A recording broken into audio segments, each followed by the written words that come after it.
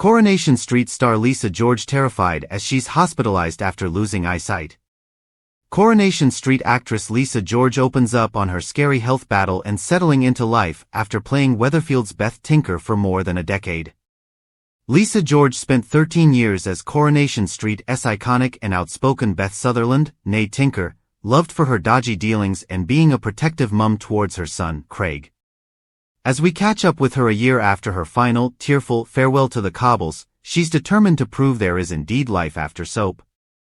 Grimsby-born Lisa has also undergone a major health transformation over the last year, with the help of a surgical tweak, and is finally loving who she sees in the mirror. As well as getting stuck into 2 history diplomas, Lisa, who competed on Dancing on Ice in 2020, has also been managing a medical condition which has left her partially blind in one eye and without peripheral vision in her other. She received a diagnosis of NAION, non-arteritic anterior ischemic optic neuropathy, after years of searching for answers since first experiencing sight loss in 2016, with a recurrence in 2022.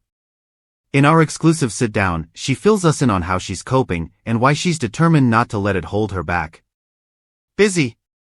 I've been doing a lot of different things which I enjoy. I presented an award at the National Diversity Awards recently and met some amazing people. I've also become a board member of Acting Links in Lincolnshire, which helps connect people in the Lincolnshire area to the industry. Just because we live in Lincolnshire doesn't mean you can't do it. It is, and there's a lot I want to do.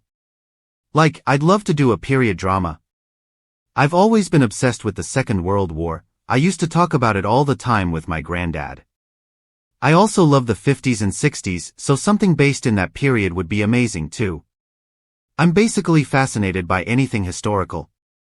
During lockdown, I did a diploma in Tudor history and another on the 6 wives of Henry VIII. Oh, and another one on Native American studies.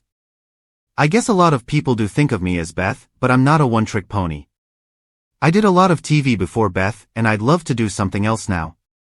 I want to get back to singing and maybe get into the recording studio again.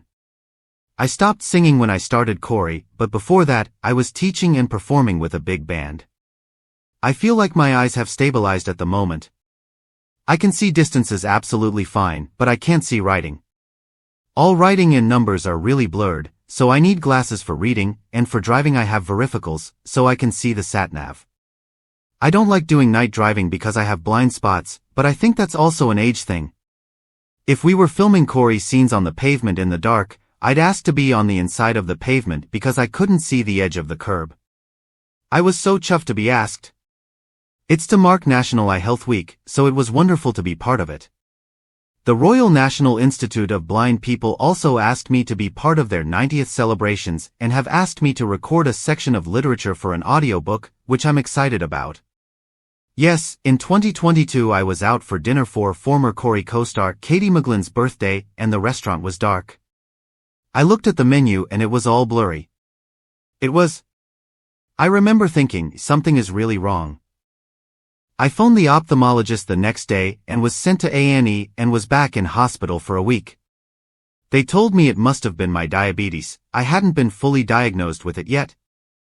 To be honest, I don't mention it that often.